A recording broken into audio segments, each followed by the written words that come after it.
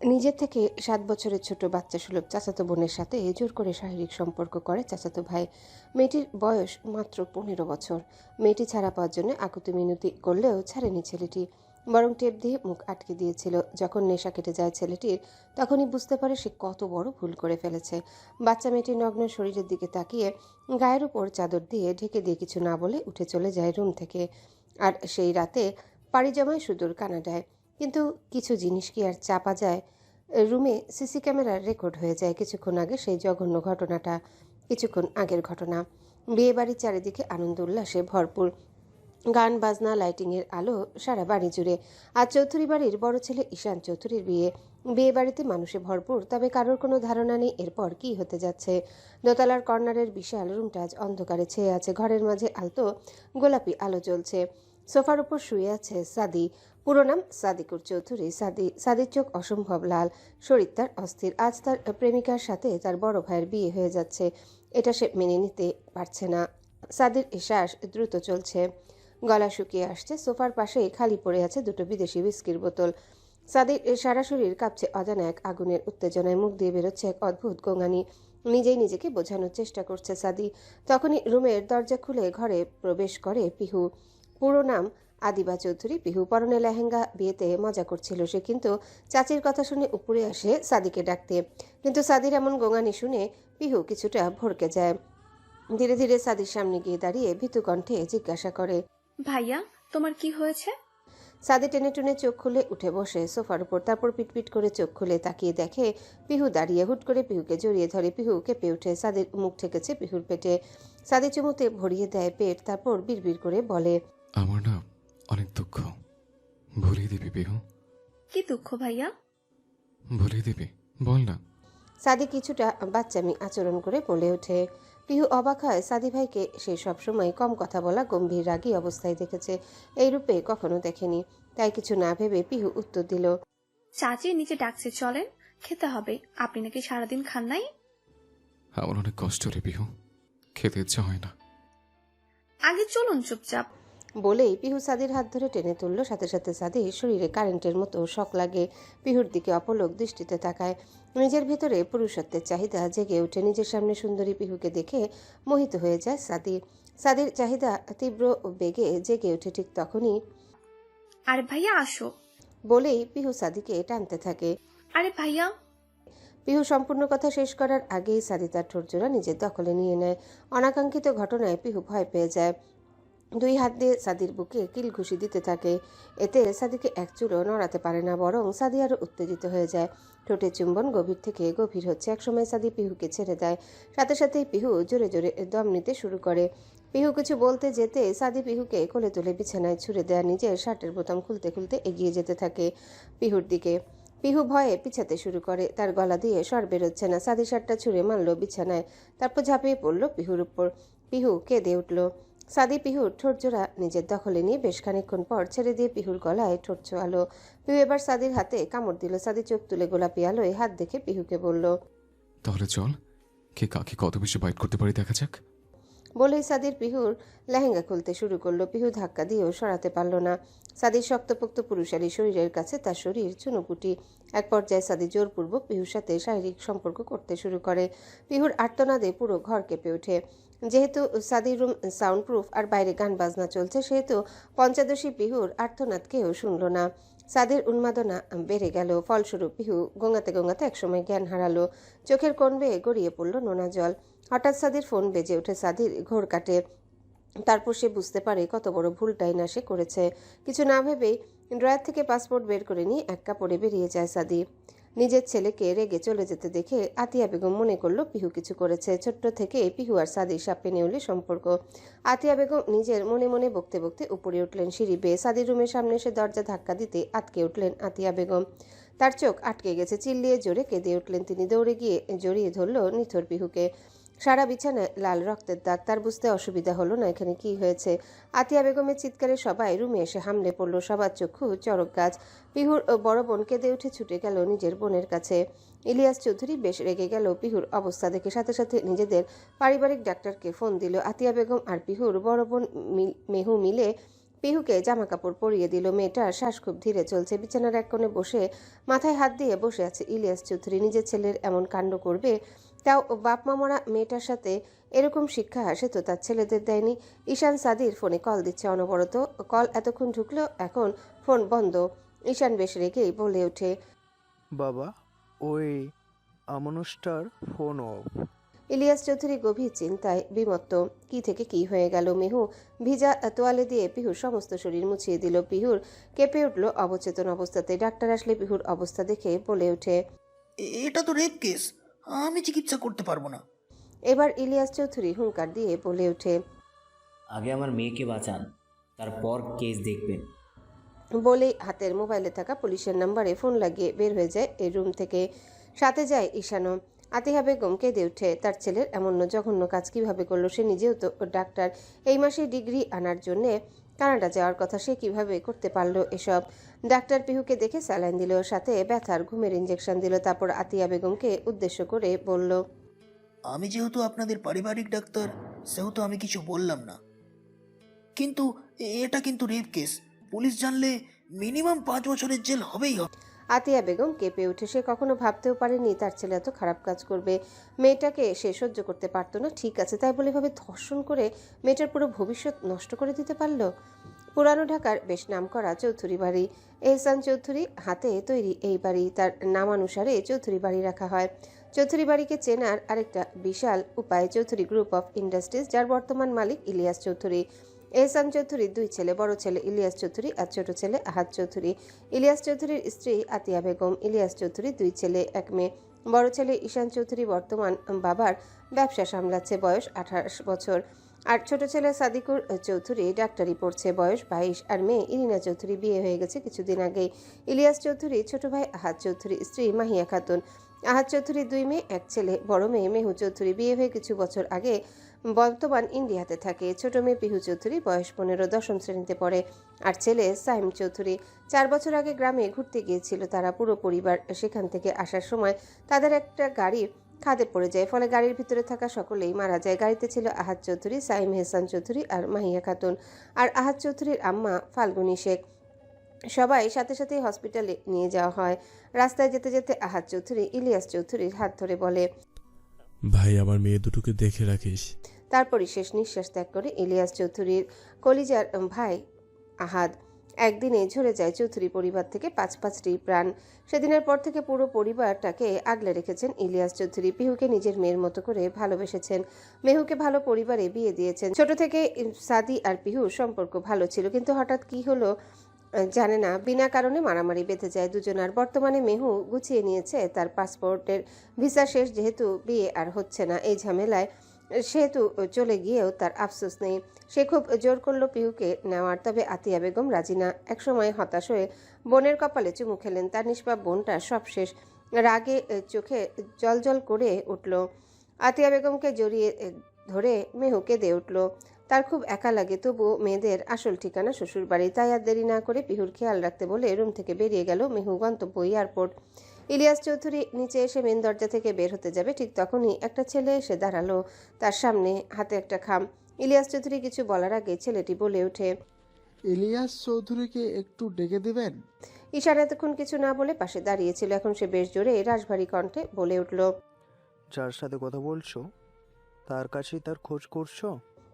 ছেলেটি হতভম্ব হয়ে হাতের খামটি ইলিয়াস চৌধুরীর হাতে দিয়ে তারপর কাপা কাপা কণ্ঠে বলল, সাদিক ভাই পাঠিয়েছে।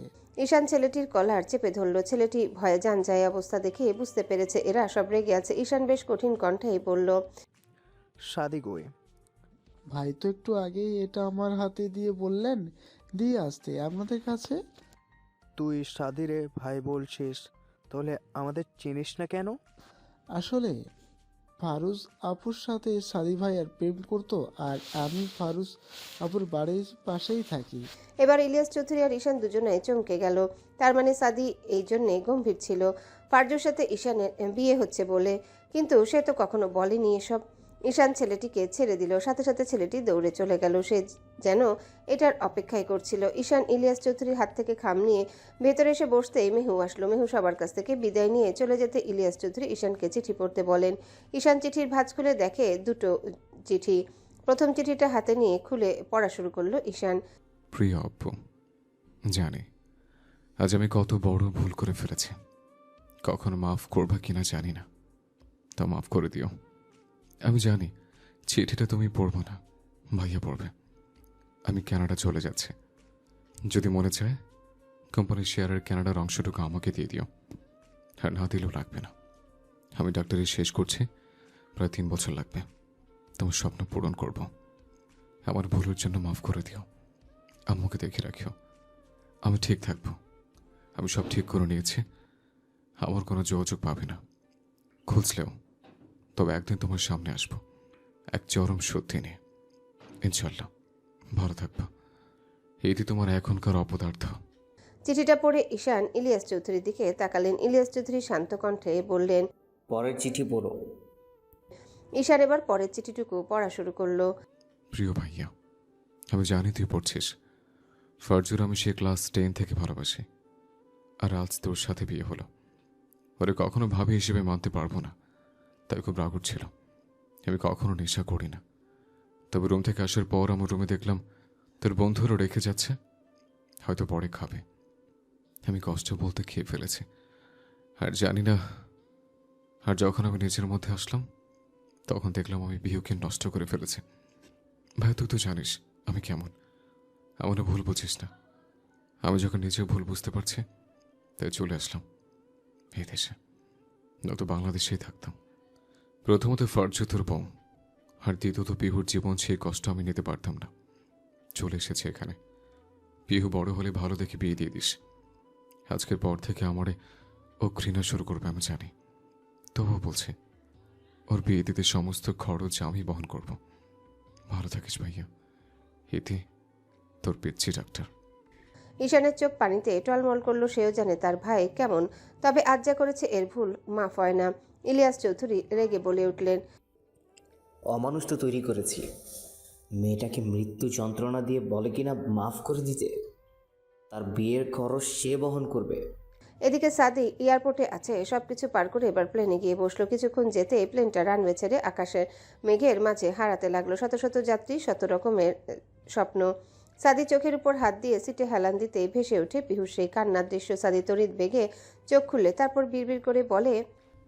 সরি রে পিহু, আমি অনেকবার অন্যায় করে ফেলেছি, তবে একদিন আমি ফিরব।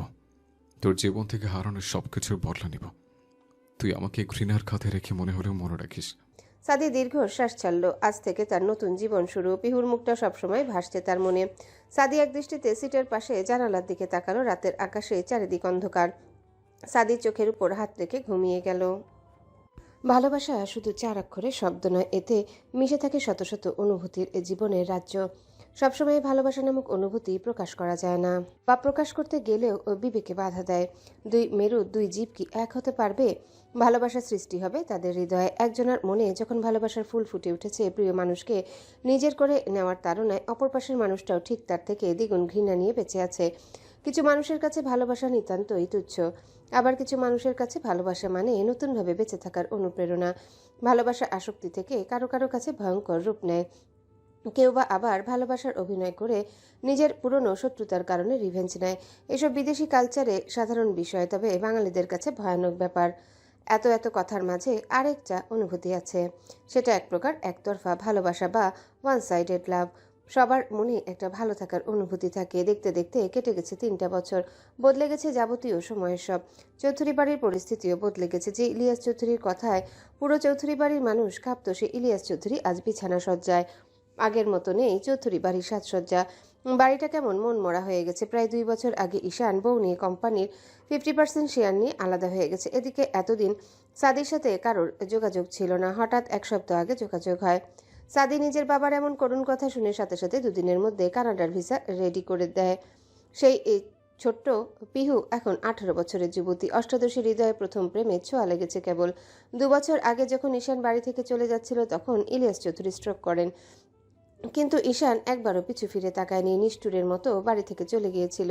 পিছনে রেখে গিয়েছিল অসুস্থ বাবা, অসহায় মা আর ছোট পিহুকে। ইলিয়াস চৌধুরী সেদিন থেকে দুর্দিন শুরু হয়। কোম্পানি লসে ডুবতে থাকে। সে সাদিকে কোনো শেয়ার দেয়নি কোম্পানির। যদিও চৌধুরী গ্রুপ অফ ইন্ডাস্ট্রির একটি শাখা কানাডাতেও আছে। ভাগ্যক্রমে সেই ছেলে আজ ইলিয়াস চৌধুরী সুস্থ করার জন্য হাত বাড়িয়েছে। ভালোবাসা হুট করেই বসন্ত বাতাসের মতো আসে, যা হৃদয়ে দোলা লেগে যায়। কলেজ ক্যাম্পাসে সরু রাস্তা দিয়ে হেঁটে চলেছে পিহু আর জেরিন। জেরিন পিহুর বেস্ট ফ্রেন্ড, কলেজ থেকে পরিচয় তাদের। পিহুর মন খারাপ দেখে জেরিন বলে ওঠে, কি রে, পিহুরানির আজ মন খারাপ কেন? কি হয়েছে? বাবাই খুব অসুস্থ, কানাডায় নিয়ে যাবে পরশু। ভালো তো, তাতে তোর মন খারাপ কি? আমি যেতে চাই না। কেন? সেখানে তো আর বলল না।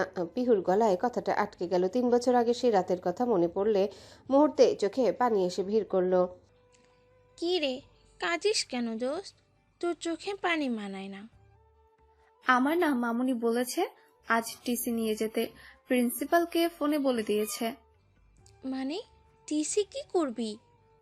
বাবার সুস্থ হতে নাকি 4-5 মাস সময় লাগবে। বাড়িতে একা তো আর থাকতে পারবো না, তাই নিয়ে যাবে। ওরা ওই দেশের কলেজে ভর্তি করাবে। ওখানে না তোর ভাই আছে শুনছিলাম। হুম। পিহু ছোট করে উত্তর দেয়, আরে দোস্ত, কয়েক মাসের ব্যাপার, চিন্তা নিস না। মন খারাপ করে লাভ নেই। তুই বল, টিপস কখন দিবি? কিসের টিপস? এই যে তুই কানাডা গিয়ে ঘুরবি, ওইখানে নতুন কলেজ ফ্রেন্ড সব পাবি তার। ওহ, দোস্ত মন খারাপ করিস না প্লিজ। জেরিন মনমরা হয়ে বলে তারও খারাপ লাগছে। পিহু চলে গেলে সে একা হয়ে যাবে। তবে সে জানে পিহুর বাবাই সুস্থ হওয়া জরুরি। পিহুর বাবার জন্য পিহু খুব কাঁদে। তাই জেরিন নিজেকে শান্ত রেখে বলে ওঠে, পিহুরানি, এত মন খারাপ করিস না তো। পিহু এবার হুট করে জেরিনকে জড়িয়ে ধরে কলেজ ক্যাম্পাসের গাছের ছায়ায় দাঁড়িয়ে। পিহু একটু বেশি আবেগী, তবে কষ্ট লুকাতে ওস্তাদ। জেরিন কিছুটা পিছিয়ে যায়, পিহুকে জড়িয়ে রাখে, পিহুর মাথায় হাত রাখে। পিহুর পরনে কালো বোরখার হিজাব। পিহু কাঁদতে কাঁদতে বলে ওঠে, আমি তোকে আর নাবিল ভাইকে ছাড়া থাকতে পারবো না দোস্ত, আমার দম বন্ধ হয়ে যাবে। জেরিন পিহুকে একটু হাসানোর জন্য বলে, ওহ, তাইলে এই ব্যাপার। পুহুরানি নাবিল্লারে মিস করছে, আমাকে না। পিহু এবার মুখ উঠিয়ে মুহূর্তে রাগী ভাব নিয়ে বলে, আমি তোর সাথে মজা করছি। জেরিন চোখ ছোট ছোট করে বলে, পিহু, তুই রাগলেও কিউট লাগে। ওই জন্য ক্রাশ বয় নাবিল্লা তোর প্রেমে হাবুডুবু খায়, বুঝলি? পিহু এবার রেগে নিজের হাতে থাকা ছোট ব্যাগটা জেরিনের দিকে ছুড়ে দিয়ে হাঁটা শুরু করে। জেরিন জোরে জোরে হাসতে শুরু করে। সে জানে পিহুকে আর একটু ইমোশনাল রাখলে মেয়েটা সেন্স হারাবে। একটা বাজে অভ্যাস পিহুর। তাই তো জেরিন টপিক চেঞ্জ করে পিহুকে একটু রাগিয়ে দিল। সে জানে পিহুর রাগ তার উপর 5 মিনিটের বেশি কাজ করবে না। তাই সে পিহুকে প্রিন্সিপাল রুমের দিকে যেতে দেখে সেও পিহুকে ডাকতে ডাকতে তার পিছু নিল। আতিয়া বেগম জরুরি সব জিনিস এক এক করে গুছাচ্ছেন। ইলিয়াস চৌধুরীর এতদিন সুচিকিৎসার অভাবে কথা বলা অফ হয়ে গেছে, শুধু তাকিয়ে থাকে। এটুকুই ডাক্তার বলেছে বিদেশে নিয়ে যেতে ভালো কোনো ডাক্তার দেখাতে। আতিয়া বেগম নিজেদের জন্য দুটো লাগেজ গুছিয়ে জরুরি ডাক্তারের রিপোর্ট সব ফাইলে পুরে রাখলেন। তারপর ইলিয়াস চৌধুরীর মাথার কাছে টুল নিয়ে বসলেন। ইলিয়াস চৌধুরী ছাদের সিলিংয়ের দিকে তাকিয়ে আছে, এক দৃষ্টিতে চোখে মায়া। আতিয়া বেগম তার হাত ইলিয়াস চৌধুরীর হাতের উপর রাখলেন, তারপর ডাকলেন, শুনছো? ইলিয়াস চৌধুরী চোখ টেরা করে তাকালেন। আতিয়া বেগম মাথা কাত করে দিলেন। তারপর আতিয়া বেগম ইলিয়াস চৌধুরীর হাত ধরে উঁচু করে একটা চুমু খেলেন। তারপর বলে উঠলেন, আমরা মেয়েটাকে আবারও বিপদের কাছে নিয়ে যাচ্ছি। না জানি এবার কপালে কি আছে। মেয়েটা মোটেই যেতে রাজি না। সেদিনের পর থেকে সেই ঘটনা মনে করে মেয়েটা খুব কাঁদে। আমাদের ছেলেটা ভুল করেছিল। এখনও কি আগের মতো রাগচটা, গম্ভীর? একাল সেরে আছে নাকি বদলে গেছে? ওখানে যাওয়ায় মেয়েটার সাথে খারাপ আচরণ করবে না তো? আবারও কি ভেবে হেসে বললেন, যদি খারাপ আচরণ করত তাহলে নিজে থেকে পাসপোর্ট ভিসা ঠিক করে দিত না। ইলিয়াস চৌধুরীর চোখের কার্নিশ বেয়ে পানি গড়িয়ে পড়ল। আতিয়া বেগম সুনিপুণভাবে চোখের পানি মুছে দিলেন। ঠিক তখনই কলিং বেল বেজে ওঠে। আতিয়া বেগম ইলিয়াস চৌধুরীর পাশ থেকে উঠে শাড়ির আঁচল মাথায় টেনে দরজা খুলে দিল। দরজা খুলতেই অবাক চোখে সামনে তাকালো। শরতের সকাল, চারিদিকে শান্তিপূর্ণ হাওয়া। কতই বা বেজেছে সকাল 10টা কি 11টা। শীত এখনো পুরোপুরি যায়নি। কলেজের জলপাই গাছের নিচে দাঁড়িয়ে আছে জেরিনার পিহু। কিছুক্ষণ পর এক প্রকার ছুটে জলপাই গাছের নিচে এসে দাঁড়ালো নাবিল। নাবিলকে দেখে পিহুর চোখ দিয়ে পানি গড়িয়ে পড়ল।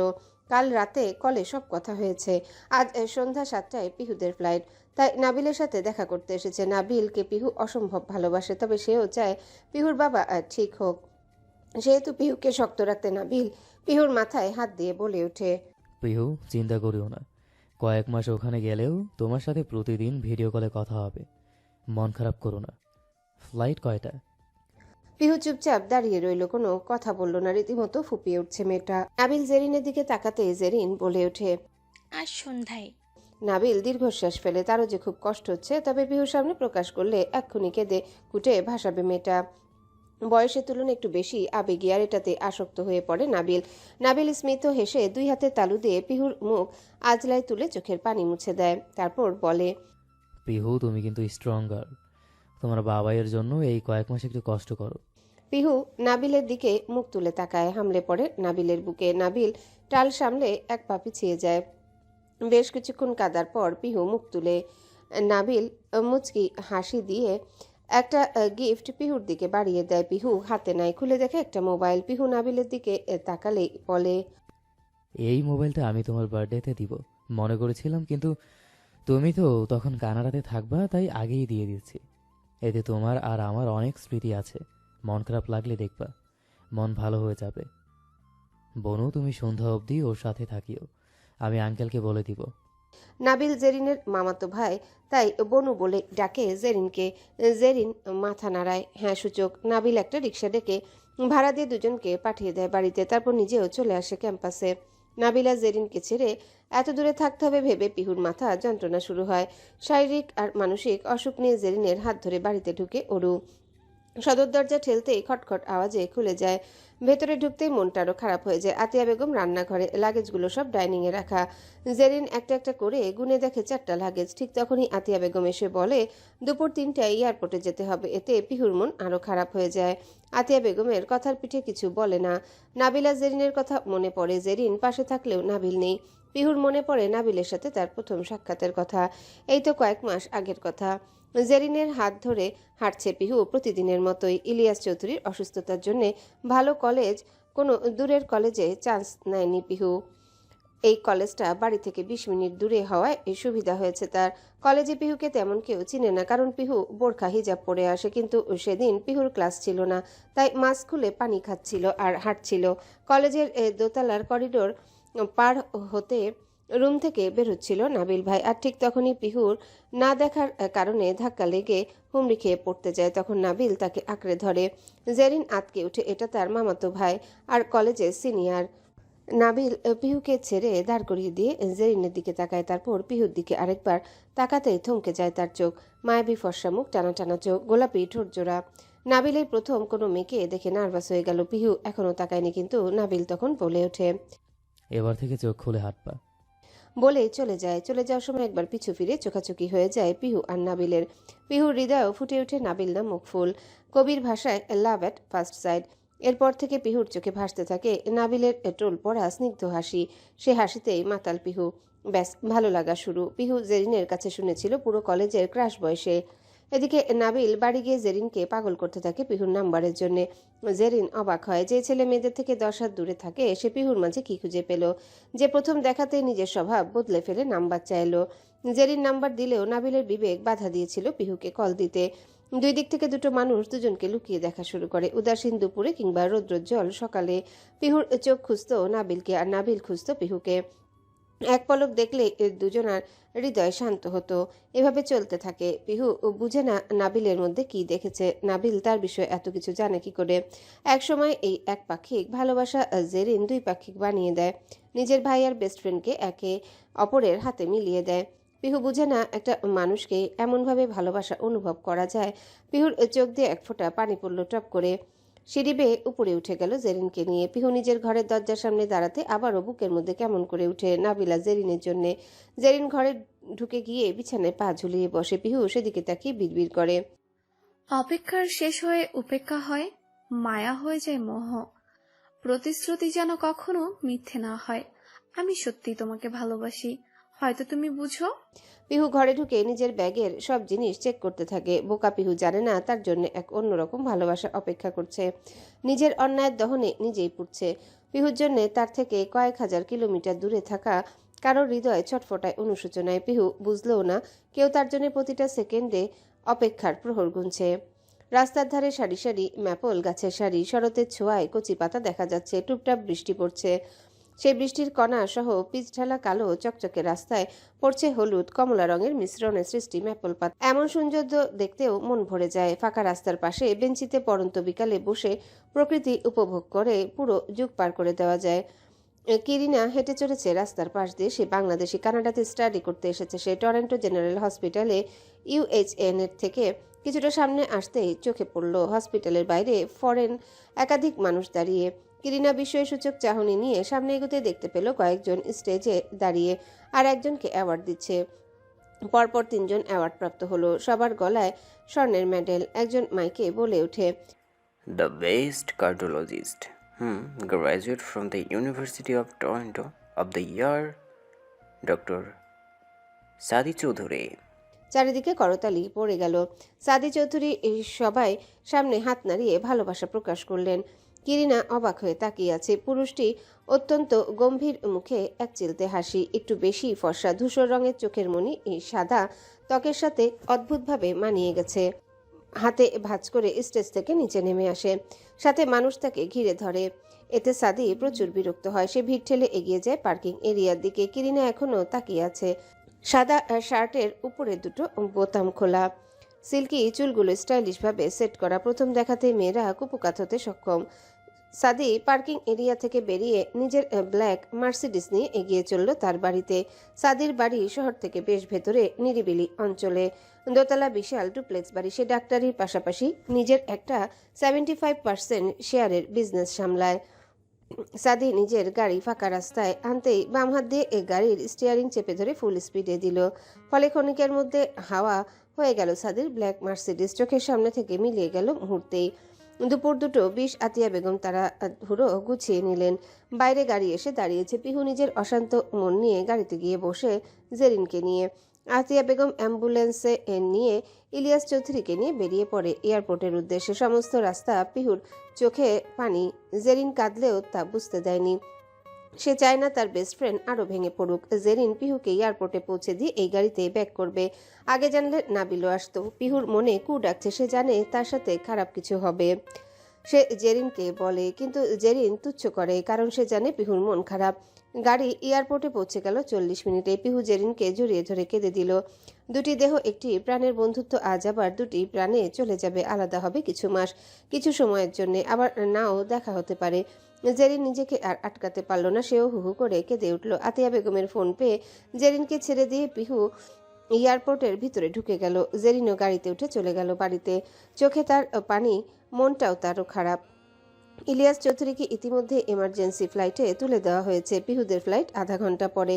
আর কিছুক্ষণ পরে ছেড়ে যাবে এই দেশ, তাদের বাড়ি, ছোটবেলায় হারিয়ে ফেলা বাবা মা, বান্ধবী, প্রিয় মানুষ, নাবিল ভাই, প্রিয় কলেজ ক্যাম্পাস, সবাইকে ছেড়ে নতুন এক দেশে পাড়ি দিবে পিহু। এটাই নিয়তি। অচেনা দেশ, অচেনা মানুষের ভিড়ে এই ছোট্ট পিহু কি সার্ভাইভ করতে পারবে? কি আছে তার সামনের জীবনে? পিহুর ভাবনার মাঝে মাইকে অ্যানাউন্সমেন্ট হলো তাদের ফ্লাইটের। আতিয়া বেগমের হাত ধরে ইমিগ্রেশন শেষ করে প্লেনে চেপে বসলো পিহু। জানালার সাথে সিট পড়ায় বাইরের খোলা পিচ ঢালা আলো জ্বলা এয়ারপোর্টের রাস্তা টের পেল। প্লেন সময় মতো আকাশে উড়াল দিল। সময় খুব দ্রুত চলে যায়। যে 24 ঘন্টা আগেও পিহু এয়ারপোর্টে ভিতরে চেয়ারে বসে অপেক্ষা করছিল, আর এখন মোটা পশমের জ্যাকেট পরে থরথর করে কাঁপছে। সাদি তাদের নিতে এসেছিল, কিন্তু এসে ইলিয়াস চৌধুরীকে নিয়ে হসপিটালে চলে গেছে। গাড়ি দিয়ে গেছে তার বেস্ট ফ্রেন্ড ফাহাদের কাছে। আতিয়া বেগম আর পিহু গাড়িতে চেপে বসলো। ফাহাদ গাড়ির ভিউ মিররে পিহুকে এক পলক দেখলো। পিহু গাড়ির ভিতরে এসে কাঁপাকাঁপি থামালো। শুকনো শরীরে টরন্টো শহরের ঠান্ডা অতিমাত্রায় বেশি অনুভব করছে পিহু। এদিকে পিহু প্রায় 24 ঘন্টা জার্নিতে বড্ড কাহিল। কোনো কিছু তেমন খায়নি। আতিয়া বেগমের ঘাড়ে মাথা রেখে ঘুমিয়ে গেল পিহু। আতিয়া বেগম একটা শান্ত দীর্ঘশ্বাস ছাড়লেন। তার ছেলে আসলো, তবে তাকে আর পিহুকে দেখলো না। সোজা ফাহাদকে পাঠিয়ে দিয়ে ইলিয়াস চৌধুরীকে নিয়ে এসে অ্যাম্বুলেন্সে করে হসপিটালে চলে গেল। কিন্তু আতিয়া বেগম দুশ্চিন্তায় ভুগছে। পিহুর সাথে যদি আবারও খারাপ কিছু হয়, তারপর নিজের মনেই হাসে। তার ছেলে তো মাফ চেয়েছে, আর এত বছরে নিশ্চয়ই বদলে গেছে। আতিয়া বেগম পিহুকে নিয়ে চিন্তিত, আর এদিকে পিহু কি সুন্দর ঘুমাচ্ছে। আতিয়া বেগম পিহুর মাথাটা কোলের উপর নিয়ে চুলে হাত বুলাতে লাগলেন। সারা রাস্তা ফাহাদ কোনো টু শব্দ করেনি। আতিয়া বেগমের মনে হলো ছেলেটা রোবট, তবে ডাক্তারদের মতো পোশাক পরা থাকায় তিনি বুঝতে পারেন ছেলেটাও ডাক্তার। টরন্টো শহর থেকে আরও প্রায় 1.5 ঘন্টা গাড়ি চলল। নির্জন হাইওয়ে, চারিপাশে পাহাড়। কিছুক্ষণ পর পর দু একটা প্রাইভেট কার চোখে পড়ছে। আতিয়া বেগম জানালার কাছ দিয়ে দেখলো চারিপাশে উঁচু নিচু পাহাড়। এটা কার শোরুম আর একটা কফি শপ আর সারি সারি উইন্ডমিল। তবে এতেই আতিয়া বেগমের মন ভরে গেল। সোজা পাহাড়ি রাস্তাগুলো চকচকে। আতিয়া বেগম ভাবে এদেশের মানুষ কত শৌখিন হলে এমন নির্জন পরিবেশও এত সুন্দর করে রেখেছে। অপেক্ষার অবসান ঘটিয়ে সাদির বিশাল দোতলা ডুপ্লেক্স বাড়ির সামনে এসে গাড়িটা দাঁড়ালো। আতিয়া বেগম অবাক হয়ে তাকিয়ে আছে বাড়িটার দিকে। তাদের বাড়ির চেয়েও দ্বিগুণ আর বেশি আকর্ষণীয়। পিহুকে হালকা গায়ে হাত দিয়ে নাড়া দিতে পিহু চোখ খুলে গাড়ি থেকে নেমে দাঁড়ালো। ফাহাদ নামের লোকটা গিয়ে গাড়ির ডিকি থেকে লাগেজগুলো নিয়ে বাড়ির সদর দরজার সামনে গিয়ে দাঁড়ালো। আতিয়া বেগম অবাক হলেন। তাদের একবারও ডাকলো না, এ কেমন অভদ্র। ফাহাদ দরজায় কাঠ পুড়ে পিন চাপলো। সাথে সাথে দরজা আনলক হয়ে গেলে ফাহাদ দরজা খুলে ভেতরে ঢুকে আলো জ্বালিয়ে দেয়। তারপর আতিয়া বেগম আর পিহুও ঢুকে। বাইরে প্রচন্ড জোরেই বাতাস বইছে, আবহাওয়া ঠান্ডা। ফাহাদ এবার হাতে থাকা কার্ডটা আতিয়া বেগমের দিকে বাড়িয়ে দিয়ে বলে ওঠে, Sorry, Auntie. My name is Fahad Alvarez. This card is High's password. আতিয়া বেগম বুঝলেন ছেলেটা বাঙালি না। আতিয়া বেগম মাথা নাড়ালেন। ছেলেটা আরেক মুহূর্ত দেরি না করে নাইস টু মিট ইউ বলে বেরিয়ে পড়ে। সাথে সাথে পিহু বলে ওঠে, মামুনি, আমার খুব অসুস্থ লাগছে। আতিয়া বেগম ভয় পেলেন। মেয়েটাকে দেখে সত্যি অসুস্থ লাগছে। আতিয়া বেগম চারিদিকে চোখ বুলিয়ে সিঁড়ি বেয়ে উপরে গিয়ে কর্নার একটা ছোট রুম দেখে সেখানে পিহুকে নিয়ে গিয়ে শুইয়ে দিলেন। রুমে যেতে পিহু ওয়াশরুমে গিয়ে বমি করে ফেললো। তার জার্নি করার অভ্যাস নেই, তাই এই অবস্থা। আতিয়া বেগম পিহুর একটা জামা বের করে দিল। আসার আগের দিন শপিং করেছিল কিছু টপস আর জিন্স। তবে আতিয়া বেগম একটা গেঞ্জি আর প্লাজো দিলেন। তিনি জানেন এসব দেশের মেয়েরা এগুলো পরে। কেউ দেশীয় কালচারে চলতে গেলে তাকে বুলি করা হয়, তাই সে নিজেই পিহুর জন্য অনেক কিছু কিনেছে যেগুলো পিহু জানে না। প্রায় সন্ধ্যা হয়ে এসেছে। ভিতর থেকে বাইরের প্রকৃতি বোঝা মুশকিল। পিহু ড্রেস চেঞ্জ করে ফ্রেশ হয়ে বাইরে এসে বেডে শুয়ে পড়ল। আতিয়া বেগম রুমে দরজা চাপিয়ে নিচে চলে গেলেন। আসার আগে সাদি বলেছিল নিচের রুমে আতিয়া বেগমের জিনিসপত্র রিল্যাক্স হতে চাইলে সেখানে থাকতে। আতিয়া বেগম নিজেও ক্লান্ত রুমে এসে ফ্রেশ হয়ে ঘড়িতে সময় দেখলেন 6:20। তাই সে নামাজ পড়ে নিল। পিহুর থেকে সে মোবাইলে আজানের অ্যালার্ম সেট করেছে। যেহেতু নামাজ কাজা করেন না তিনি, নামাজ পড়ে নিজেও একটু ঘুমালেন। পিহুর ঘুম ভেঙে যায়। প্রচণ্ড খিদে লাগায়। পিহু বিছানা থেকে উঠে বসে। কোমর সমান এলোমেলো চুলগুলো হাত কোপা করে নেয়। ব্যাগ থেকে 2 পিস বের করে পড়ে নেয়। তারপর মোবাইল হাতে নিয়ে দেখে 10:30। পিহু চমকায়। হঠাৎ তার গা শিরশির করে ওঠে। পিহু দরজা খুলে বাইরে বের হয়ে ধীরে ধীরে দোতলার করিডোরে এসে নিচে তাকায়। শুভ্র মৃদু আলো জ্বলছে ডাইনিংয়ে। পিহু সামনে গিয়ে বাপাস থেকে সিঁড়ি দেখলো। নিচে নামার একটু এগুতেই ধবধবে সাদা দরজা দেখতে পেল। কৌতূহল নিয়ে দরজা খোলার চেষ্টা করলো, তবে লক করা থাকায় দরজা খুললো না। পিহু দেখলো পাসওয়ার্ড দিতে হবে, না হলে খুলবে না। তাই পিহু সিঁড়ি দিয়ে নিচে নামলো। চারিদিকে একবার চোখ বুলালো। এত বড় বাড়িতে দোতলায় কেউ সুইমিং পুল রাখে? পিহুর ব্যাপারটা হাস্যকর লাগলো বেশ। দোতলার ডান দিকে বিশাল খোলা সাদা বারান্দা আর বাম পাশে সুইমিং পুল। ছোট একটা দোতলা একটা রুম, একটাই পিহু আছে, আরেকটা লক করা। পিহু সিঁড়ি বেয়ে নিচে নামলো। অনেক কষ্ট করে লাইটের সুইচ খুঁজে চাপলো। সাথে সাথে সাদা লাইট জ্বলে উঠলো। পিহু যেদিকেই তাকায় সেদিকে কোনো না কোনো কিছু সাদা। একপাশে কিচেন, বাড়ির দক্ষিণ সাইডে সোফা রাখা, পাশে বিশাল কাচের দেওয়াল। ভেতর থেকে বাইরের সব দেখা যাচ্ছে। সোফার সামনে টিভি। সিঁড়ির পাশে আরো 2টো রুম, একটা লাইব্রেরি আর একটা বেডরুম। পিহু বুঝলো বাড়ির মানুষটি বই পড়ে। পিহু প্রায় তার মুখ ভুলে গেছে, তবে তার প্রতি ঘৃণা আজও বেড়ে কয়েকশো গুণ হয়েছে। চারিদিকে তাকিয়ে দেখলো কিচেনের সামনে ডাইনিং টেবিল, টেবিলের উপর ফলের ঝুড়ি, পাউরুটি আর জ্যাম। পিহুর খিদে থাকায় চেয়ারে বসে পাউরুটিতে জ্যাম লাগিয়ে খেলো এক কামড়। তবে বাঙালি মেয়েদের কি আর এতে পেট ভরে? পিহু আতিয়া বেগমকে খুঁজতে তার রুমে গেলেন। গিয়ে দেখলো রুম ফাঁকা। ওয়াশরুমে আছে ভেবে খানিকক্ষণ বসে রইল। যখন দেখলো বের হচ্ছে না, সে পুরো বাড়ি খুঁজলো, পেল না। পিহুর মন ভয়ে সিটিয়ে গেল। অচেনা এক বাড়ি, এত রাত, আর ভিতরে খিদে পেয়েছে। ফোন দিবে কি করে? এদেশের সিম নাই, কারো নাম্বার জানে না। হঠাৎ ফোন বাজার আওয়াজ শুনলো। পিহু ছুটে বাইরে এসে দেখলো টিভির টেবিলের পাশে ল্যান্ডফোন বাজছে। পিহু ধরার আগে কেটে গেল। মুহূর্তেই আবার কল এলো। পিহু রিসিভ করতেই ওপাশ থেকে আতিয়া বেগম বলে ওঠে, পিহু মা। পিহু ফুপিয়ে ওঠে। আতিয়া বেগম উৎকণ্ঠা হয়ে বলে, কি হয়েছে মা? ভয় পাচ্ছিস? তুমি কই মামুনি? খুঁজে পাচ্ছি না কেন? আমার ভয় করছে মামুনি। আমাকে নিয়ে যাও মামুনি, আমার ভয় করছে। তুই ঘুমাচ্ছিস বলে আর ডাকি নাই। তোর বাবাকে ভর্তি করাবে, আরেকজন এখানে থাকতে হবে, তাই তো চলে আসলাম। তোর ভাই তো ডাক্তার, সে তো আর থাকতে পারবে না। আমাকে নিয়ে যাও মামুনি, আমার ভয় করছে। পাগলি মেয়ে, তুই এমন করলে হবে বল? তীর বাবাই সুস্থ হোক, এই দোয়া কর। আমি কাল সকালে এখানে এনে ঘুরিয়ে নিয়ে যাব। পেশেন্টের সাথে একজনের বেশি থাকতে দেয় না মা, আমাকে বুঝো একটু। আচ্ছা। শোন মা, মামুনি। ফ্রিজে খাবার রেখেছি, খেয়ে নে, পারলে ওভেনে দিয়ে গরম করে নে। পিহু কিছু বলার আগেই পিকপিক শব্দে কল কেটে যায়। পিহু হতাশ হয়, কি করবে সে? মনে অনেক সাহস জুগিয়ে কিচেনে গিয়ে ফ্রিজ খুলে, ফ্রিজ খুলতেই চোখ কুচকে যায়। এই বাড়ির কোনো গরু ছাগল আছে কিনা মনে করে। না, পিহুর জানা মতে নেই। তবে ফ্রিজে লেটুস পাতা, ব্রোকলি, টমেটো, শসা বাদে তার চোখে কিছু পড়ল না। ভালো করে পরখ করে দেখলো একটা প্লেটে কি রাখা। পিহু প্লেটটা বের করে দেখলো নুডলস। পিহু বুঝলো আতিয়া বেগম এটা রেখে গেছে। পিহু টেবিলের উপর এনে খেয়ে নিল। পিহু খেয়ে দিয়ে উঠে ভাবলো পুরো বাড়ি ঘুরে ঘুরে খুঁটিয়ে দেখবে এই ডাক্তার একা একা বাড়িতে কি রাখে। পিহুর হঠাৎ মনে হলো, আচ্ছা উনি বিয়ে করেননি তো, সেই জন্যে রুম লক করা। তারপর নিজের মনেই হাসলো, বিয়ে করলে তো বউকে দেখাতোই। পিহু সিঁড়ি বেয়ে উপরে উঠলো। সাদির ঘরের সাদা দরজার সামনে এসে দাঁড়ালো। অনেকক্ষণ পাসওয়ার্ড ট্রাই করলো, প্রতিবার রং দেখালো। পিহু বিরক্ত, মহাবিরক্ত। কেউ তার ঘরে দরজার পাসওয়ার্ড দেয়? হঠাৎ পিহুর মনে পড়ে সেই ফাহাদ নাকি সে কার্ড দিয়েছিল। পিহু এক দৌড়ে রুম থেকে খুঁজে কার্ড নিয়ে আসলো। তার মানে তার মামুনি কার্ড নিয়ে যায়নি। পিহু কার্ড বাদেই পাসওয়ার্ড চাপলো। আর একবার রং পাসওয়ার্ড দিলে লক হয়ে যাবে যতক্ষণ না ফিঙ্গারপ্রিন্ট দেওয়া হয়। পিহু রেগে কার্ড দিয়ে পাসওয়ার্ড টাইপ করলো, সাথে সাথে দরজা খুলে যায়। পিহুর হাত ফসকে কার্ড নিচে পড়ে যায়, কিন্তু সেদিকে পিহুর কোনো হেলদোল নেই। সে রুমের দিকে হাঁ করে তাকিয়ে আছে। পিহু পা বাড়িয়ে রুমের ভিতর প্রবেশ করলো, ঠাস করে দরজা লাগিয়ে দিল। পিহুর মনে নেই কার্ডের কথা। পিহু চারিদিকে তাকালো। অফ হোয়াইট দেয়ালের সাথে সাদা বিশাল বিছানা। পিহুর মতে 6-7 জন ঘুমানো যাবে। এক সাইডে সাদা ওয়ার্ড্রপ, আরেকটা আলমারি, বেড সাইড টেবিলে একটা ল্যাম্প, আরেকটা ছবি রাখা। পিহু বিছানায় গিয়ে বসলো, সাথে ডেবে গেল বিছানা। পিহু বুঝলো বিছানা খুব নরম। এত নরম বিছানায় মানুষ ঘুমায় কিভাবে? পিহু হাত দিয়ে ছবিটা তুলে নিল। ছবিটা দেখে বোঝা যাচ্ছে হাতে আঁকানো একজন পুরুষের, চোখে চশমা, হাতে গিটার। পিহুর খুব চেনা মনে হলো। পিহু খুব ভালো করে মনে করে দেখলো, না চিনে না। তবে ছবির নিচে ডেট দেখলো, আজ থেকে 7 দিন আগের ডেট। পিহু এখন বুঝলো ছবিটা যেই আঁকুক নতুন ছবি। তবে তার সাদি ভাইয়ের রুমে এই লোকের ছবি কেন? পিহু ছবির নিচে ছোট্ট করে লেখা দেখলো, ডাক্তার সাদিকুর চৌধুরী। পিহুর মাথা ঘুরছে। অচেনা মানুষের নাম তার ভাইয়ের নামের সাথে মিলে। যদিও সাদিকে পিহু ভাই মানে না, তবে সম্মানের খাতিরে ভাই বলাই যায়। তার মতে ভাইরা কখনো এত খারাপ হয় না যতটা সাদি পিহুর সাথে হয়েছিল 3 বছর আগে।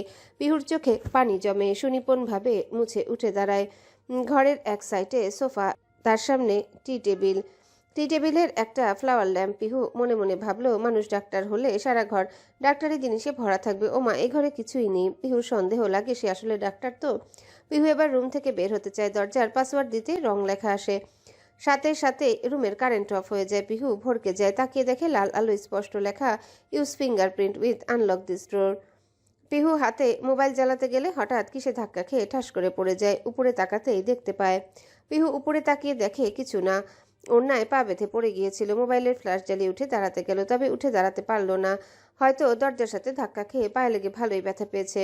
পিহু অন্ধকারে ভয় পায়, আবার অচেনা জায়গা। হাঁটুতে মুখ গুজে দরজায় ঠেস দিয়ে বসে পড়ল। ভয়ে কাবু করে ফেলেছে তাকে। চোখ বুজে কাঠ হয়ে বসে রইল। একসময় ঘুমিয়ে গেল সেভাবে। এখনো ভোর রাত। আতিয়া বেগম বাড়িতে এসেছে। সাদিকে পাঠাতে চাইলেও তার এমার্জেন্সি একটা হার্ট অপারেশন থাকায় আসে নাই। আতিয়া বেগম বাড়ি ফিরে সমস্ত বাড়ি পিহুকে খুঁজে ফেললো। কোথাও না পেয়ে চিন্তিত হয়ে আবার দোতলায় গিয়ে ডাকা শুরু করলো। পিহুর ঘর থেকে নিজেও চিল্লাচ্ছে, তবে রুম সাউন্ড প্রুফ হওয়ায় পিহুর কথা দরজার ওপারে আতিয়া বেগমের কানে পৌঁছালো না। আতিয়া বেগম ল্যান্ডলাইনে সাদিকে ফোন দিলেন, তবে কোনো রেসপন্স হলো না। আতিয়া বেগম খুব ভয় পেয়ে গেলেন। মনে কু ডাকা শুরু হয়ে গেল। এদিকে ঘরের ভেতর পিহুর পানি তৃষ্ণা লেগেছে, গলা শুকিয়ে কাঠ। সারা ঘর খুঁজেও পানি পেল না। পিহু সারা ঘর খুঁজে খুঁজে বিছানার পাশে ক্লান্ত হয়ে বসলো। জোরে বেডসাইড টেবিলে লাথি দিল, সাথে সাথে একটা ড্রয়ার হালকা ফাঁকা হয়ে গেল। পিহু কৌতূহল নিয়ে ড্রয়ার খুলে পরপর 4টা কাচের বোতল পেল, মুখে টেপ দেওয়া। পিহু ভালো করে স্মেল নিল, না কোনো গন্ধ নাই। পিহু একটা বোতল বের করে গলা শুকানোর কারণে ঢকঢক করে পানি মনে করে খেয়ে নিল। খাওয়ার পর বুঝলো পচা জাতীয় কেমন গন্ধ। পিহুর খালি পেটে গা গোলানো শুরু হলো। বোতল প্রায় হাফের বেশি খালি করে দিয়েছে। কোনো রকমে বোতলটা ঠিকভাবে ড্রয়ারে রেখে উঠে দাঁড়াতেই মাথা চক্কর দিয়ে উঠল পিহুর। চোখে অন্ধকার দেখা শুরু করলো। সোফার কাছে আসতেই সেন্সলেস হয়ে পড়ে গেল সোফার উপরে। 11টা বেজে গেছে। নবদিগন্তে সূর্য উদিত হয়েছে অনেক আগেই। পিচঢালা রাস্তাগুলো রোদে চিকচিক করছে। বাতাস বইছে মৃদু। হসপিটালের অপারেশন থিয়েটার থেকে বেরিয়ে টিস্যু দিয়ে মুখ মুছতে মুছতে পকেট থেকে ফোন বের করলো সাদি। ফোন সাইলেন্ট থাকায় কিছু বুঝতে পারেনি। বাসার ল্যান্ডলাইন থেকে 21 বার কল আসায় ভ্রু কুচকে যায় সাদির। বিরক্ত হয়ে ফোন করে। রিং হতে ওপাশ থেকে কল রিসিভ করে আতিয়া বেগম। হয়তো কলের অপেক্ষায় ছিলেন তিনি। সাদি হ্যালো বলতেই আতিয়া বেগম কেঁদে ওঠে। নিজের মাকে কাঁদতে দেখে সাদির ভ্রু কুচকে যায়। মুখ গম্ভীর করে জিজ্ঞাসা করে, কি হয়েছে আম্মু, কাঁদছো কেন? পিহুকে কোথাও খুঁজে পাচ্ছি না। কাল রাতে তো রেখে গেছিলাম, সকালে এসে সারা বাড়ি খুঁজে পেলাম না বলেই আবার কান্না শুরু করলেন আতিয়া বেগম। মানে? বাবা তুই আয় না, দেখ মেয়েটা কোথায় গেল। এই অচেনা দেশে ওর যদি কোনো ক্ষতি হয়। ওয়েট আম্মু, কেঁদো না। বলেই সাদি নিজের মোবাইল থেকে বাড়িয়ে সিসিটিভি ফুটেজ চেক করা শুরু করলো। হঠাৎ নিজের বেডরুমে সোফার পাশে একটা মেয়েকে উবুর হয়ে শুয়ে থাকতে দেখে সাদির বুঝতে সময় লাগে না এটাই পিহু। আতিয়া বেগমকে টেনশন করতে নিষেধ করে সাদি গাড়ি নিয়ে বেরিয়ে যায় বাড়ির উদ্দেশ্যে। ইলিয়াস চৌধুরীকে আইসিইউতে রাখা হয়েছে। 15 দিন পর অপারেশন হবে তার। পাশে সবসময় একটা মানুষ থাকা লাগবে 24 ঘন্টার জন্যে। সাদিকে চিনে বলে সমস্যা নেই, বড় কেবিন ঠিক করে রেখেছে। আতিয়া বেগম কোনো নার্স রাখতে চান না, নিজের স্বামীর পাশে নিজে থাকতে চান। যদিও নার্স ঠিক করে রেখেছিল সাদি। আতিয়া বেগমের পিহুকে নিয়ে চিন্তা। যদিও সাদির আচরণে বুঝলেন সাদি আগের চেয়ে আরও বেশি গম্ভীর হয়েছে, তবে রাগ খুব কম। আতিয়া বেগম সাদিকে বলেছিল পিহুর কলেজের কথা। সাদি বলেছে সময় পেলে ভর্তি করিয়ে দিবে। আতিয়া বেগম এখন নিশ্চিন্ত। সাদি বাড়ি ফিরে গাড়ি পার্ক করে দরজা খুলে ভিতরে আসতে আতিয়া বেগম এসে ছেলেকে জড়িয়ে ধরে কেঁদে উঠল। সাদি এক চুলও নড়ল না। সে জানে পিহু তার মায়ের কাছে কতটা ইম্পর্টেন্ট। সাদি আলতো করে মায়ের মাথায় হাত দিয়ে বলল, আমার সাথে এসো। আতিয়া বেগম মুখ উঁচিয়ে তাকালেন। ছেলের গভীর চোখের রহস্য বুঝলেন না।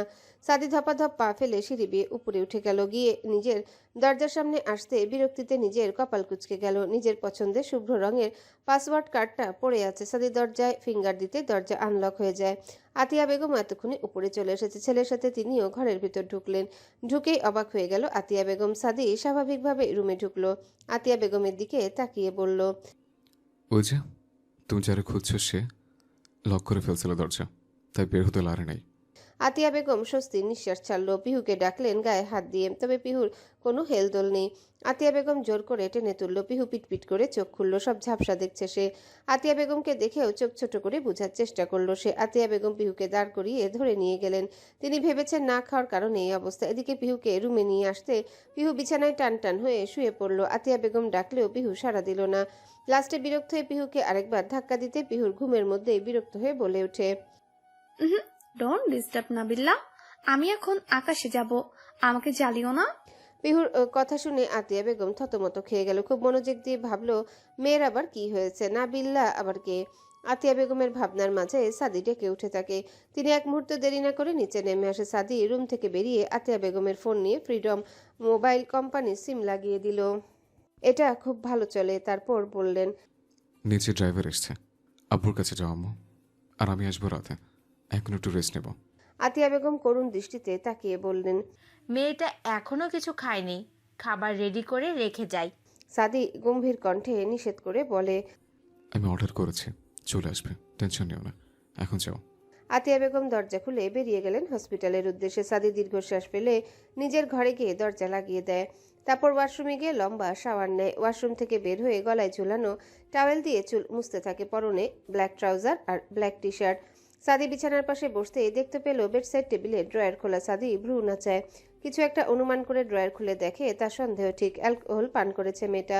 যদিও সাদির এসবে কাজ হয় না, বা সাদি সাধারণ এমন কিছুতে অ্যাডিক্টেড না, তবুও মেয়েটার উপর এটা এফেক্ট পড়বে। সাদির ভাবনায় সাদি নিজেই বিরক্ত। কি উল্টাপাল্টা ভাবছে। সাদি ঘরের লাইট নিভিয়ে এসি লো করে দিয়ে বিছানায় শুয়ে পড়ে। চোখের উপর হাত দিয়ে শুয়ে থাকে। 2 রাত নির্ঘুম, বড় বড় 4টে অপারেশন করেছে। এখন একটু ঘুম প্রয়োজন বলেই সাদি ঘুমিয়ে পড়ে। সন্ধ্যার সূর্য ডুবি ডুবি অবস্থা। পিহু ঘুম থেকে উঠে কিচেনে গিয়ে খাবার খুঁজে না পেয়ে ফ্রিজ থেকে মাংস বের করে আরেকটা বয়ামে চাল পেয়ে ভাত আর মাংস রান্না করে টেবিলে রাখে। পিহুর মাথা এখনো অসম্ভব ভার। টেবিলে বসে ভাত আর গোশত দিয়ে মেখে খেয়ে নিল। তারপর বেসিনে গিয়ে প্লেটটা ধুয়ে রেখে দিল। তারপর কিচেন থেকে এসে ডিভান রুমের টি টেবিলের উপর তাকাতেই দেখলো একটা প্যাকেট। পিহু কৌতূহল নিয়ে প্যাকেট খুলে দেখলো প্যাকেটের গায়ে লেখা রোজ কাঞ্জা ক্যাফে। পিহু প্যাকেট খুলে ভেতরে তাকিয়ে দেখলো বিরিয়ানির বাক্স, পুরো দেশীয় গন্ধ। পিহু বের করে মন ভরে শ্বাস নিল। এখন পিহুর নিজের উপর নিজেরই রাগ হচ্ছে। সে আগে না খুঁজে এই খিদে নিয়ে কষ্ট করে রান্না করলো। পিহুর বিরিয়ানি মোস্ট ফেভারিট, তার পেটে আর জায়গা নেই। পিহুর ভাবনার মাঝে পিছন থেকে গম্ভীর ডাক এলো। হু আর ইউ? পিহু পিছনে ঘুরে হা হয়ে তাকিয়ে আছে। সাদি বুকে হাত গুজে দাঁড়িয়ে আছে তার দিকে, ভ্রু কুচকে। পিহুর চিনতে অসুবিধা হলো না, এই সেই ছবির মানুষটা, পুরোপুরি চেঞ্জ আগের সাদির থেকে। পিহুর এমন ভ্যাবলাকান্তের মতো তাকিয়ে থাকতে দেখে সাদি স্পষ্ট বাংলায় বলে ওঠে, হ্যাঁ মেয়ে, কে তুমি? পিহুর এবার ভীষণ রাগ লাগলো।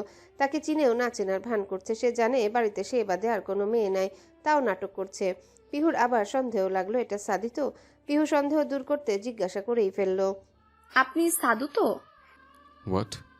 না মানে আপনি সাদিকুল চৌধুরী তো? Are you mad? আমার বাড়িতে দাঁড়িয়ে আমাকে জিজ্ঞেস করছে আমি আসলে আমি কিনা? পিহু চুপ হয়ে গেল। নিজের মাথা নিজেরই ফাটাতে ইচ্ছা করছে। এই লোকের সামনে তার আসতে ইচ্ছা হয় না। সাদি পিহুকে এক পলক পরক করলো। লাল সুতির গাউন গায়ের সাথে লেপটে আছে, চুলগুলো মুখের সাইডে কিছুটা লেপটে আছে, ওড়না গলায় ঝুলানো। সাদি শুকনো ঢোক গিলে পিহুর দিকে তাকিয়ে জিজ্ঞাসা করলো, এখানে কি করছিস? খিদে লাগছিল তাই এসে রান্না করলাম। হোয়াট? রান্না কে করতে বলেছে তোকে? তো কি খেতাম? চোখ কি কপরে নেই গো স্টুপিড? খাবার সামনে রাখা আছে।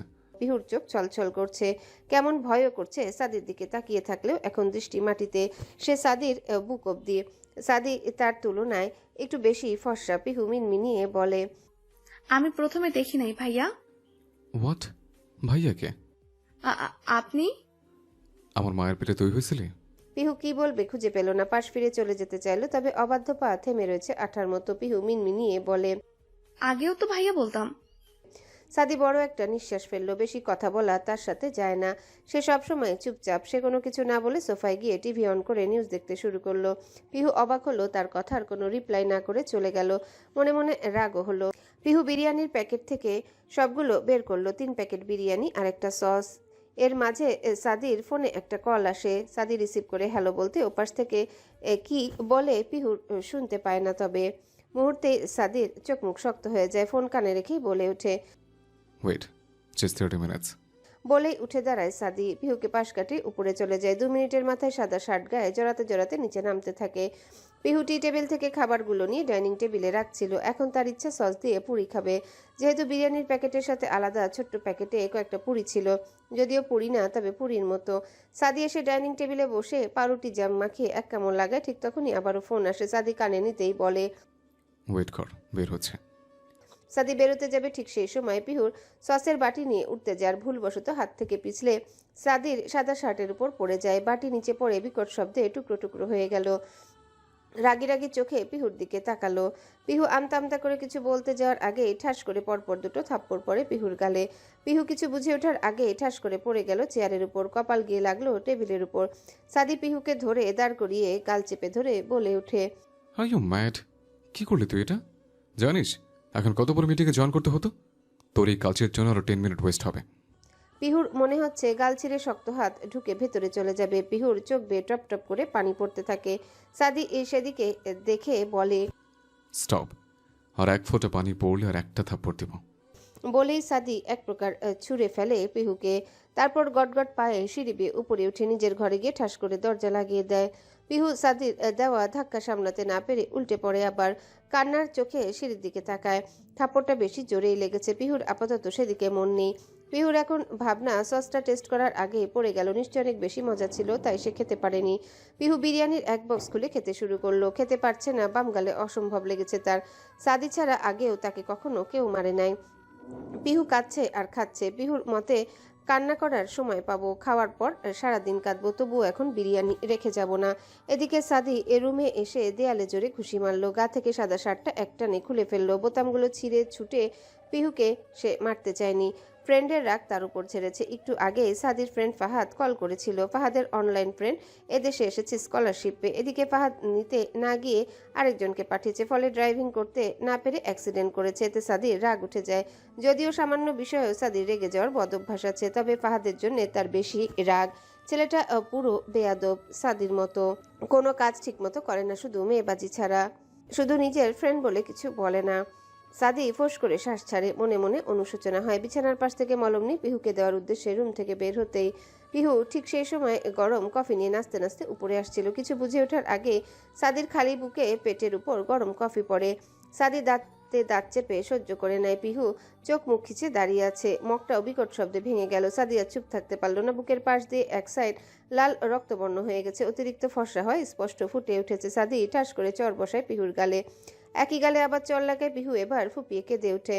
সাদি সেদিকে তাকিয়ে বলে, তোর কি মাথায় সমস্যা? যা পারছিস সব আমার গায়ে ফেলছিস, স্টুপিড।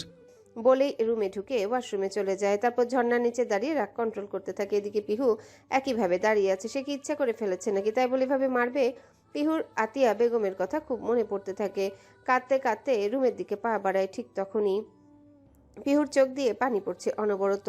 যে মানুষটাকে সে ঘৃণা করেছে নাম অবধি শুনতে পারে না, এত বছর আজ তার সামনে তার বাড়িতে থাকতে হচ্ছে, তাও আবার তার হাতে মার খেয়ে। পিহুর মন বিষিয়ে উঠল। পিহুর চোখ দিয়ে পানি ঝরছে, মনে শুধু একটা কথা বাজছে, উপরে যিনি আছেন তিনি মাফ করলেও আমি আপনাকে মাফ করব না। যে যন্ত্রণা দিয়েছেন আমায়, সে যন্ত্রণার শেষ আপনাকে দিয়েই করাবো। পিহুর মন দুর্বল, তবে একটু বেশি চঞ্চল। এখানে আসার আগে ফ্লাইটে বসে আতিয়া মাথায় হাত দিয়ে কসম কাটিয়ে নিয়েছেন যেন পিহু সাদির সাথে ভালো আচরণ করে আর পুরনো কোনো কথা না তুলে পড়াশোনায় ফোকাস করে। বাবাই সুস্থ হলেই চলে যাবে, তাই পিহু চুপচাপ। তবে ঘৃণায় শরীর বিষিয়ে যাচ্ছে। পিহু ওয়াশরুমে গিয়ে আয়নাতে তাকাতেই দেখতে পেল 5 আঙ্গুলের ছাপ স্পষ্ট তার বাম গালে। পিহুর খুব রাগ হলো, না সাদির উপর না নিজের গালের উপর। সাবান নিয়ে চর বসা জায়গায় ইচ্ছে মতো ঘষতে থাকলো। যেখানে 5 আঙ্গুলের ছাপ ছিল সেখানে এখন পুরো গাল লাল টকটকে হয়ে গেছে। এবার পিহুর গাল জ্বলা শুরু হলো। পিহু থেমে গেল। পিহু মুখে পানি দিয়ে আয়নায় তাকালো। বাম গাল স্পষ্ট লাল টকটকে হয়ে আছে, ফর্সা হওয়ায় বেশি বোঝা যাচ্ছে। পিহুর চোখও লাল, কান্নার কারণে মুখটাও লাল। পিহু চোখ বুজে একটা দীর্ঘশ্বাস নিয়ে ওয়াশরুম থেকে বেরিয়ে টাওয়েল দিয়ে মুখ মুছে বিছানায় গিয়ে বসলো। সাদি রুমে এসে নিজের হাতের দিকে তাকালো, হাতটাও লাল। তাহলে মেয়েটার মুখে কেমন লেগেছে? সে একজন ডাক্তার হয়ে কিভাবে একটা বাচ্চা মেয়েকে টর্চার করছে? সাদির ভেতরে অনুশোচনা জন্মালো। পকেটে হাত দিতেই হাতের সামনে চলে আসলো। সাদির হাতের মুঠো খুলে মোবাইলে সিম দেখলো। এটা সে পিহুর জন্য রেখেছে। কাল থেকে পিহুর কলেজ। সাদি কলেজের প্রিন্সিপালের সাথে কথা বলে সব ঠিক করেছে। কাল কাগজ জমা দিয়ে সকাল থেকে ক্লাস শুরু। সাদি কি মনে করে আবার রুম থেকে বেরিয়ে গেল। পিহুর রুমের সামনে সে নক করতে ইতস্তত বোধ করছে, তাও সাহস জুগিয়ে রুমের দরজা জোরে ঠেলে দিতেই ভিতর থেকে পিহু দরজা খুলে দিল। আকস্মিক দরজা খোলায় টাল সামলাতে না পেরে সাদি ঠাস করে পিহুর উপর পড়ল, পাকা মেঝেতে। সাদি দ্রুত নিজের হাত পিহুর মাথার পিছনে দিল, সাথে সাথে দুজনে পড়ে গেল। পিহু জোরে চিল্লিয়ে উঠল, আল্লাহ গো, আমার কোমর শেষ, আমি মরে যাচ্ছি। বলেই কান্না শুরু করে দিল। এদিকে সাদি অবাক হয়ে পিহুর দিকে তাকিয়ে আছে। মেয়েটা চোখ বুজে কাঁদছে, চোখ দিয়ে পানি পড়ছে, হয়তো বেশি লেগেছে। সাদি তাড়াতাড়ি উঠে দাঁড়ালো পিহুর উপর থেকে। সাদি উঠতেই পিহুর নিজেকে কেমন হালকা লাগলো। চোখ বন্ধ রেখেই বলে উঠল, আল্লাহ, আমি কি মরে গেলাম? আমার আর পানি খাওয়া হলো না। পিহুর কথায় সাদির ভ্রু কুচকে গেল। মেয়েটা কি আসলেই সিরিয়াস মুহূর্তে কি সব বাজে কথা বলছে? সাদি বিরক্তি সুরে বলল, স্টুপিড, মরিস না তুই, উঠে বস। সাদির কণ্ঠ শুনে পিহু পিটপিট করে চোখ খুলল। সে তো ভেবে নিয়েছিল সে উপরে চলে গেছে। দরজা খুলতে দাবাং মার্কা কি তার উপর পড়েছে, সে তো চ্যাপ্টা হয়ে গেছে। এই মেয়ে, কি ভাবছিস? ওঠ। পিহুর হুশ আসলো সাদিকের সামনে ভাবলেশীন ভাবে। বুকে হাত গুজে দাঁড়িয়ে থাকতে দেখে পিহুর প্রচন্ড রাগ হলো। আর এটাও বুঝতে কষ্ট হলো না সাদি পিহুর উপর পড়েছে। পিহু রাগী সুরে বলে উঠে, যেখানেই যাচ্ছি সেখানেই মারছেন, লজ্জা করে না আপনার? আমার উপরে ইচ্ছে করে পড়ে আমাকে মারার খুব ইচ্ছা, তাই না? 3 বছর আগে পুরোপুরি মারতে পারেননি, তাই তো? পিহু ও কথাগুলো বেশ রেগেই বলল। কিছুক্ষণ আগে রাগ আর এখন এর মিশ্রিত হয়। বেশ ভালোই রেগে। সাদি চোখ ছোট ছোট করে বলে ওঠে, মানে আমি তোকে মারতে চাই? মানে বোঝেন না এখন? এই তো মারবেন বলে কোমর ভেঙে দিলেন। তোর কোমর ভেঙেছে? ভাঙেনি তো কি। ওঠ। কই উঠবো? সাদি পিহুর হাত ধরে জোরে টেনে তুলল। পিহুর কোমরে অসহ্য যন্ত্রণা নিয়ে কুঁকড়ে গেল। ব্যথায় কেঁদে উঠে দাঁতে দাঁত চেপে বলে উঠে, ছাড়েন অসভ্য লোক, আমার পুরো লাইফটা নষ্ট করে ফেলছেন আপনি। এখন আমার কোমর শেষ করে দিলেন, ছাড়েন আমাকে। আমি তোর জীবন নষ্ট করেছি মানে? মনে নেই আপনার? অসভ্য লোক, আমাকে আপনি আর কিছু বলার সাদি পিহুর গাল নিজের সমস্ত শক্তি দিয়ে চেপে ধরল। পিহুর চোখ লাল, রাগে কোমর আর গালের ব্যথায় চোখ দিয়ে পানি পড়ছে। সাদি বেশ রাগী কণ্ঠেই বলল, তোর লাইফ আমি নষ্ট করিনি, ওটা অ্যাক্সিডেন্ট ছিল। আর সেই ভুলের মাসুল দিতে আমি এদেশে চলে এসছে। আর অসভ্য কাকে বলিস তুই? জানিস এর মানে? পিহুর চোখ দিয়ে পানি পড়ছে। পিহু আরো রেগে গেল। নাক সাদির ফর্সা হাতে বসে গিয়ে রক্ত পড়তে লাগলো। তাও সাদি পিহুর গাল ছাড়লো না। পিহুর মনে হচ্ছে গালের চামড়া ছিঁড়ে যাবে। পিহু এবার ফুপিয়ে উঠল। পিহুর চোখে পানি দেখে সাদি এবার ছেড়ে দিল পিহুকে। বাম হাত দিয়ে পকেট থেকে সিম আর মলম বের করে কঠিন কণ্ঠে বলে উঠল, মলম লাগিয়ে নে, আর তোর ভুল শুধরাবো। রেডি থাক, আমি হসপিটাল যাচ্ছি। বলেই গটগট পায়ে সাদি রুম থেকে বের হয়ে গেল। সাদি বের হতেই পিহু জোরে কেঁদে উঠল। খুব লেগেছে তার। রাগের বসে উল্টাপাল্টা বলে ফেলেছে। তার দরুন এইভাবে মারবে পিহু বুঝতে পারেনি। পিহুর চোখ জুড়ে নোনা জল মেজে ঘষে ঘষে বিছানার পাশে গিয়ে বিছানায় মাথা রেখে ফুপিয়ে উঠল। পিহুর কোমরে অসহ্য ব্যথা করছে। পিহুর চোখ গেল একটা বাক্স আর মলমের দিকে, যেগুলো সাদি। পিহু হাত বাড়িয়ে নিয়ে বক্সটা খুললো। সাদি রুমে এসে ফাহাদকে কল করলো। ফাহাদ কল রিসিভ করতে সাদি তাকে হসপিটালের বাইরে অপেক্ষা করতে বলল। ফাহাদ মাত্রই ঘুমাবে বলে প্রস্তুতি নিয়েছে। সেই মুহূর্তে সাদির কল পেয়ে ধরেছে, আর এখন তাকে হসপিটালের সামনে যেতে হবে। এক লম্বা শ্বাস নিয়ে ফাহাদ বাড়ি থেকে বের হলো। সিনিয়র ডাক্তার, তার উপর প্রিয় বন্ধু, কথাগুলো শোনা লাগবে। সাদি গায়ে শুভ্র রঙের শার্ট জড়ালো। হসপিটালে কল দিয়ে জানতে পেরেছে তার বাবার আজ অপারেশন হবে। সেই চিন্তার মাঝে পিহুর সেই বিষাক্ত অতীত মনে করানো বেশি রেগে গিয়েছে। ইলিয়াস চৌধুরীর বড় সমস্যা নেই, এর আগে চিকিৎসা করলে এতদিন পড়ে থাকা লাগতো না। আজ অপারেশন করলে 15 দিনের মধ্যে দেশে ফিরতে পারবে, তবে পুরোপুরি সুস্থ হয়ে হাঁটাচলা করতে 6 মাস লাগবে। এতদিন পড়ে থাকার জন্য অনেক অঙ্গ ড্যামেজ হয়ে গেছে। সাদি গাড়ির চাবি নিয়ে আর ড্রয়ার থেকে কিছু গুরুত্বপূর্ণ ফাইল নিয়ে রুম থেকে বেরিয়ে গেল।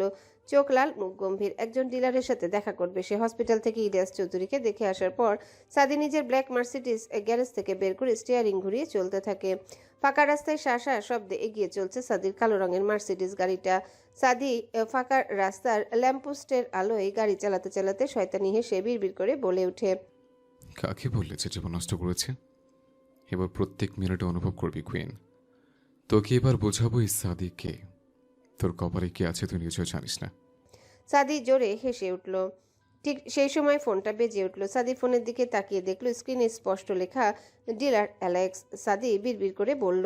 এবার সাদি হেসে ফোন রিসিভ করে কানে দিয়ে বলে উঠল। সাদি হসপিটালের রিসেপশনে দাঁড়িয়ে ডাক্তারদের সাথে কথা বলছে। আজ ইলিয়াস চৌধুরীর অপারেশন। সাদি নিজের বাবার চিন্তায় ঘেমে যাচ্ছে। ডাক্তাররা তাকে সান্ত্বনা দিল, চিন্তার কিছু নেই। অপারেশনের পরে দেশে নিয়ে যেতে পারবে, চাইলে এখানেও রাখা যাবে, তবে হসপিটালে বন্দি জীবন থেকে দেশে মুক্ত বাতাসে রাখা ভালো। সাদি ডাক্তারদের সাথে কথা বলে ইলিয়াস চৌধুরীকে অপারেশন থিয়েটারে পাঠিয়ে দিলে। এদিকে মিসেস আতিয়া বেগম কাঁদছেন। সাদি আতিয়া বেগমকে সান্ত্বনা দিয়ে একটা নার্স ডেকে তার সাথে পাঠিয়ে দিল হসপিটালের ক্যান্টিন সাইডে। আতিয়া বেগম চলে যেতে সাদি পকেট থেকে ফোন বের করে চেক করলো ডিলার অ্যালেক্সের 4টা কল। সাদি ফোন ব্যাক করে হাঁটা শুরু করলো পার্কিংয়ের দিকে। নাবিল রাস্তার ফুটপাত দিয়ে এগিয়ে চলছে সামনে। বাবার ব্যবসা হাতে নিয়েছে, মনে একটা সুপ্ত ইচ্ছা পিহুকে নিজের রানী বানানো। পিহুকে নিয়ে একটা রাজ্য তৈরি করবে যেখানে তাদের সুখে সংসার হবে। সেখানে রাজা নাবিল আর রানী হবে পিহু। এসব ভাবতে ভাবতে মুচকি হাসি দেয় নাবিল। পিহুর সাথে কথা হয় না, তবুও নাবিল জানে পিহু তাকে অসম্ভব ভালোবাসে, যাকে বলে অন্ধ ভালোবাসা। নাবিল চোখ বুজে বলে দিতে পারবে সে সত্যি একটা ভালো মেয়ে পছন্দ করেছে। নাবিল জানে সে একটা ভালো পর্যায়ে দাঁড়াতে পারলে সে পিহুকে পাওয়ার জন্য ইলিয়াস চৌধুরীর কাছে হাত পাততে পারবে। সেজন্য সে ব্যবসায় মনোনিবেশ করেছে। জেরিন কলেজের সেই বিখ্যাত জলপাই গাছের নিচে বসে ইফার সাথে কথা বলছে। ইফা হলো জেরিনের ক্লাসমেট। মেয়েটা খুব ভালো। ইফা যখন জেনেছে যে নাবিল জেরিনের ভাই, তখন থেকে জেরিনের পিছে সুপারগ্লুর মতো চিপকে গেছে। সেই সকাল থেকে জেরিনের কাছে নাবিলের নাম্বার চাচ্ছে। জেরিন ভেবে পায় না, গার্লফ্রেন্ড আছে শুনেও পিছনে পড়ে। এই কোন ধরনের অসভ্য মেয়ে? জেরিন বিরক্ত হয়ে নাম্বার দিয়ে দেয়। ইফার হাসি দেখে কে আনন্দে জেরিনকে চুমু দিয়ে ফেলে। পরে নিজেই লজ্জা পায়। জেরিন বুকে হাত ঘষে বলে ওঠে, নাবিল ভাইয়া পিহু বাদে আর কাউকে ভালোবাসবে না। আমি হাল ছাড়ার পাত্রী না জেরিন। চেষ্টা করে দেখতে পারো, কিন্তু কোনো লাভ হবে না। লাভ লস জানি না, আমি তোমার ভাবি হব খুব তাড়াতাড়ি, মিলিয়ে নিও। জেরিন নাকমুখ কুচকে ভেঙচি কেটে বলে, দেখবনি। আমার ভাইয়ের ভালোবাসা সস্তা না। সরো তো, বাড়ি যাবো। ইফা বিরক্ত হলো পিহুকে সে চিনে। মেয়েটা সুন্দর কিন্তু তার মতো ক্ষমতাশালী বাবার মেয়ে না। ইফা যা চায় তাই নিজের বাবার ক্ষমতার জোরে পেয়ে যায়। ইফা একটু জোরে হেসেই বলল, তাহলে দেখো জেরিন, আমার হবু ননদিনী, এখনই তোমার ভাইকে পটাচ্ছি। বলেই কল দিল নাবিলের নাম্বারে। জেরিনের বিরক্তির শ্বাস ফেলে গাছের নিচে গিয়ে বেঞ্চে বসলো। বেশ শান্তিপূর্ণ জায়গাটা। এমনিতে পিহুর সাথে কথা হয় না 3 দিন ধরে। মেয়েটা ঠিকমতো পৌঁছাচ্ছে কিনা শিওর না, তার উপর উটকো ঝামেলা। ইফা হেসে জেরিনের পাশে বসলো, তারপর নিজের ফোনে লাউড স্পিকার দিয়ে বলল, তোমার ভাইয়াকে পটানোর প্রথম ধাপ, ফলো মি ননদিনী। নাবিল বাড়িতে ঢুকে সোফায় বসতে যাবে, ঠিক সেই মুহূর্তে নিজের ফোনটা ভাইব্রেট হয়ে বেজে ওঠে। নাবিল বিরক্ত হয়, কিছু একটা ভেবে ফোন হাতে পেয়ে অচেনা নাম্বার পেয়ে খুশি হয়ে যায়। নিশ্চয়ই পিহু কল দিয়েছে। নাবিল কল রিসিভ করে হ্যালো বলতেই মুখটা ফ্যাকাশে হয়ে যায়। ওপাশ থেকে ইফা বলে ওঠে, হ্যালো ভাইয়া, কেমন আছেন? কে আপনি? নাম্বার কই পেলেন? ভাইয়া আমি ইফা। কোন ইফা? ভাইয়া আমি ইফা। ও। নাবিলের গা ছাড়া কথা শুনে ইফার মাথায় রক্ত টকবগিয়ে উঠল। তার সাথে মিষ্টিভাবে কথা না বলে কেমন ভাবে কথা বলছে। ইফার কোনো সারা শব্দ না পেয়ে নাবিল বলে উঠল, কিছু বলার থাকলে বলুন, নয়তো কেটে দিলাম আপু। আমি আপনার আপু হই না, তো কি হন? আমি ইফা, ইন্টার ফার্স্ট ইয়ারের আপনাদের কলেজের ছাত্রী। আচ্ছা, আর কিছু? বাই দ্য ওয়ে, আমার পার্সোনাল নাম্বার কই পেলেন? না মানে ভাইয়া। সম্মানের সাথে বলছি আপু, প্লিজ আর কল দিবেন না। ধন্যবাদ, রাখছি। আসসালামু আলাইকুম।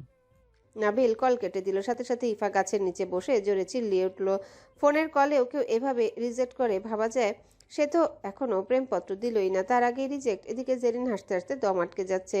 জেরিনের হাসি দেখে ইফা রাগে চলে যেতে নিলে জেরিন বলে ওঠে, ইফা, বাকি 10টা ছেলের মতো ভাই না আমার। আমার ভাই এক পিসেই, তাও আবার পিহুর। চেষ্টা চালিয়ে যাও। বলেই হাসা শুরু করলো। ইফা কোনো দিকে না তাকিয়ে রেগে কলেজের ভিতরে চলে গেল। জেরিনও নিজের বাড়ি যাবার জন্য মেন রাস্তার দিকে পা আগালো। সাদি অ্যালেক্সের সাথে কথা বলে পিহুকে বাড়ি থেকে তুলে এনেছে।